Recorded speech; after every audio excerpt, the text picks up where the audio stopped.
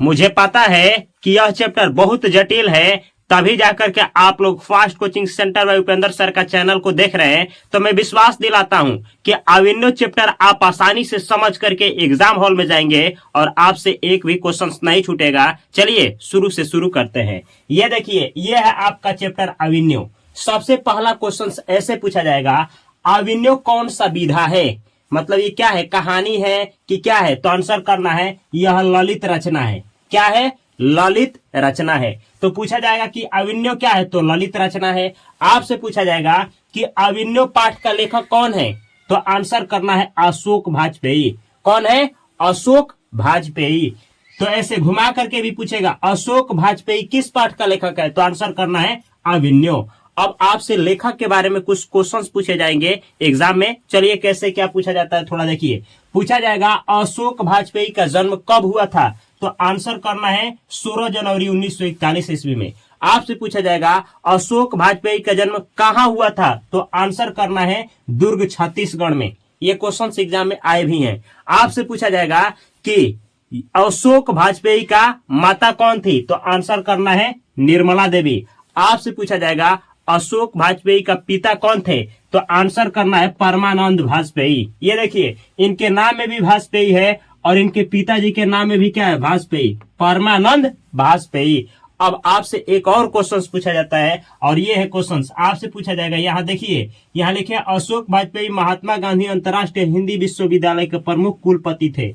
ये जो लाइन है ना, ऐसे पूछा जाता है महात्मा गांधी अंतर्राष्ट्रीय हिंदी विश्वविद्यालय के प्रमुख कुलपति कौन थे? और 4 लेखक का नाम दिया रहेगा, आपको आंसर करना है अशोक वाजपेयी। याद रखिएगा, अशोक वाजपेयी जो थे किस विश्वविद्यालय के प्रमुख कुलपति थे? घुमा करके पूछा जाएगा तो आंसर करना है महात्मा गांधी अंतर्राष्ट्रीय हिंदी विश्वविद्यालय। अब देखिए, ऐसा कहा जाता है ना कि अशोक वाजपेयी का लगभग ना 3 दर्जन से अधिक पुस्तकें क्या हुई है? प्रकाशित। 1 दर्जन का मतलब 12 होता है, तो 3 दर्जन का मतलब भारतीय 36, यानी करीब करीब 36 रचनाएं जो है ना इनकी प्रकाशित हो चुकी है।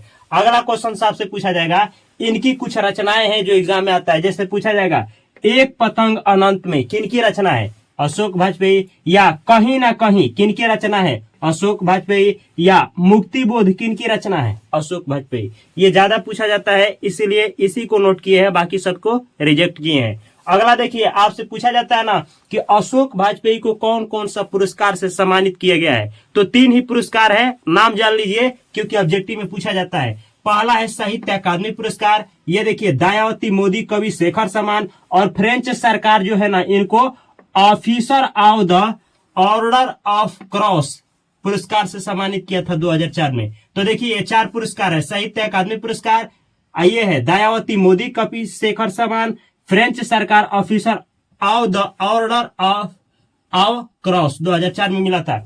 मतलब पूछेगा ना कि अशोक वाजपेयी को निम्नलिखित में से किन पुरस्कार से सम्मानित किया गया है, तो ये तीनों देगा। ऑप्शन नंबर डी देता है इनमें से सभी, तो इनमें से सभी टिक लगा के आ जाना है। अब देखिए, चलते हैं चैप्टर के अंदर में, ये अविन्यो पाठ है क्या, क्योंकि क्वेश्चन 2 नंबर ये आता है, सब कुछ कवर करना है। सबसे पहले पूछेगा ना कि अविन्यो क्या है और यह कहाँ अवस्थित है। तो देखिए, यह है एक नदी है, एक नदी बह रही है रोन।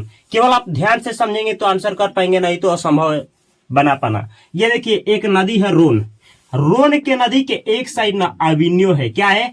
अविन्यो एक पुराना शहर है। एग्जाम में पूछा जाएगा अविन्यो क्या है, तो एक पुराना शहर है। अब पूछा जाएगा किस नदी के तट पर है, तो रोन नदी का।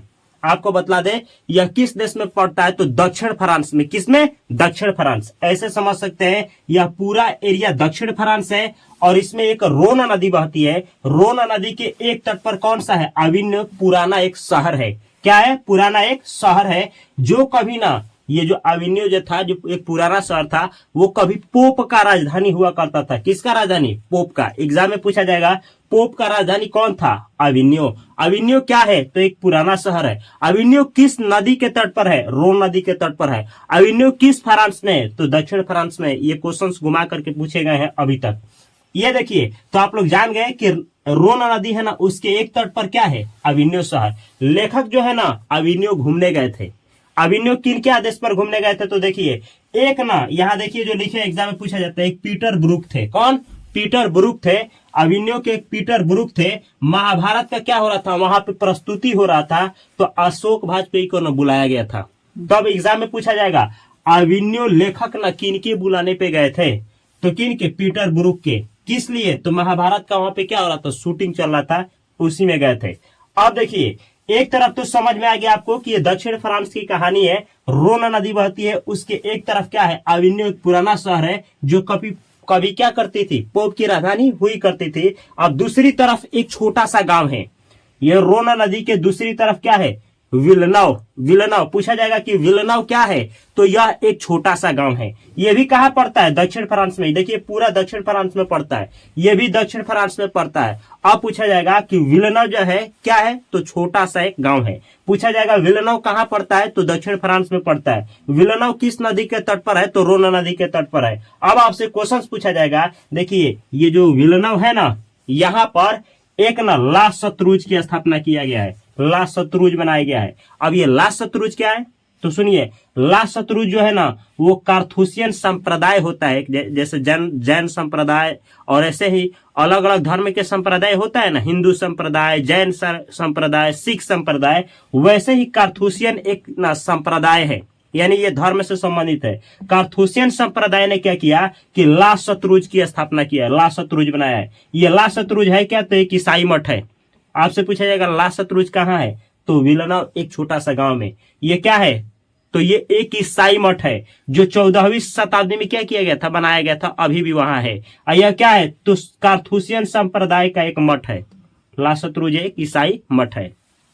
अब देखिए आपसे कैसे कैसे क्या क्वेश्चन पूछा जाएगा, ला शत्रुज कहाँ है और ना ये क्या है, तो ला शत्रुज कहाँ है जी, विलनाव जो एक छोटा सा गांव है वहीं पे है, और यह क्या है, एक ईसाई मठ है, याद रखिएगा, जो 14वीं शताब्दी में बनाया गया था। अब देखिए यहाँ पे ला शत्रुज में ना, ला शत्रुज में जो ना फ्रांस के क्या थे, शासक थे, यहाँ पे ना क्या बनाए थे, किला बनवाए थे। किला किस लिए, कि यहाँ से ना यहाँ के जो क्या का राजा है, पोप का राजा, इस पे आक्रमण न करे, तो किला यहाँ बनाया गया था।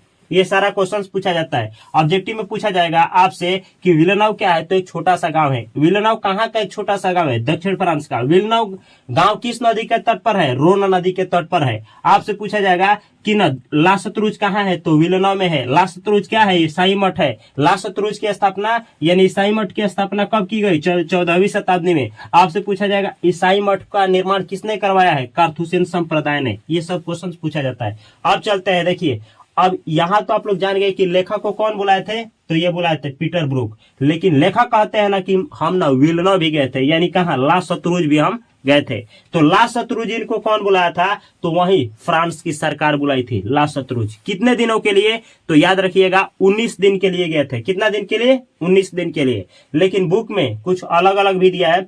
तो ला शत्रुज ये कितने दिन के लिए गए थे, 19 दिन के लिए गए थे। आइए रुके कब थे, कब से कब थे, 24 अक्टूबर से 10 नवंबर तक 1994 में गए थे। देखिए लिखे है, फ्रेंच सरकार के बुलाने पर लेखक ला शत्रुज 19 दिन यानी 24 अक्टूबर और 10 नवंबर तक गए थे 1994 तक। यहाँ रहे कहाँ, ला शत्रुज। और ये बतलाते हैं ना कि जब हम यहाँ गए थे तो 19 दिन के लिए गए थे, लेकिन ये रहे कितना थे, तो यहाँ ना 29 दिन रहे थे। कितना दिन रहे थे, 29 दिन। जब यहाँ 29 दिन रहे था तो 29 दिन में 33 कविता लिखे थे। कितना, 33 कविता और 27 न पद्य लिखे थे। कैसे याद रखना है थोड़ा देखिएगा। अशोक वाजपेयी ला शत्रुज में रहकर 29 दिनों में, कितने दिनों में, तो 29 दिनों में 33 कविता और 27 गद्य लिखे थे। ये जो लाइन है ना, हर एक साल करीब करीब रिपीट किया जाता है। आपसे ऐसे पूछा जाएगा अशोक वाजपेयी ला शत्रुज में कितने दिन रहे, तो 29 दिन। अब पूछा जाएगा अशोक वाजपेयी ला शत्रुज में 29 दिन में कितने कविताओं की रचना की, 33। आपसे पूछा जाएगा अशोक वाजपेयी ने ला शत्रुज में 29 दिनों में कितने गद्य लिखे, गद्य, तो 27। याद रखिएगा, बार बार इसको रिपीट करके देखिएगा ताकि एग्जाम में क्वेश्चन ना छूटे। अब देखिए, अब ना कहा जाता है कि ये जब ला शत्रुज गए थे तो अपने साथ ना क्या क्या लेकर के गए थे, तो हिंदी का टाइपराइटर, जो हिंदी का टाइपर होता है, वही हिंदी का टाइपराइटर अपने साथ लेकर के गए थे। और 3 से 4 किताब लेकर के गए थे और संगीत का टेप से लेकर के कुछ गए थे। तो एग्जाम में पूछा जाएगा, एग्जाम में 2 नंबर ये पूछा जाता है कि लेखक यानी अशोक वाजपेयी ला शत्रुज ने अपने साथ क्या लेकर के गए थे। तो देखिए यहाँ पे लिखे हैं, हिंदी का टाइपराइटर, 3 से 4 किताब और कुछ न संगीत के टेप्स ले गए थे। अब आपसे एक और क्वेश्चन पूछा जाता है ऑब्जेक्टिव में। ये देखिए, पिकासो एक ना महान रचनाकार थे, तो पिकासो की रचना है क्या है? ला मादामोजेल द अविन्यो। पूछा जाएगा पिकासो की रचना है, चार रचना दिया रहेगा, ये आंसर करना है। ला मादामोजेल द अविन्यो, या ऐसे पूछेगा ला मादामोजेल द अविन्यो किनकी रचना है? तो आंसर करना है पिकासो। इसको रट करके जाना है, ये बहुत इंपॉर्टेंट है। पिकासो की रचना है ये ला मादामोजेलो द अविन्यो। अब देखिए, आपसे पूछा जाएगा चैप्टर की समाप्ति होता है तो इस तरीके से होता है कि ना तीन लोग और गए थे घूमने, कहा? अविन्यो। कौन कौन? आंद्रे ब्रेता, रेनेसो और पाल एलुअर। ये तीन लोग ना अविन्यो गए थे घूमने, तो ये तीनों लोग मिल करके ना 30 कविताएं लिखे थे। कितना कविता है? 30 कविताएं। तो एग्जाम में पूछा जाता है कि आंद्रे ब्रेता, रेनेसो और पाल एलुअर अविन्यो में रहकर संयुक्त रूप से यानी मिल करके लगभग कितनी कविताओं की रचना की है? तो 30 याद रखना है। अविन्यो ये लोग गए थे। तो अब देखिए, कहा जाता है, लेखक बतलाते हैं ना कि ये जब नदी के तट पर बैठते हैं तो इनको लगता है ना कि हम स्थिर है, यानी तट जो है ना वो नदी रुकी हुई है और तट ही बह रहा है। लेखक बतला रहा है कि जब हम नदी के तट पर जाते हैं तो हमको ऐसा लगता है ना कि नदी जो है वो रुकी है और तट ही बह रहा है, या फिर ऐसा लगता है ना कि नदी और तट दोनों के दोनों क्या हो रहे हैं? समान है।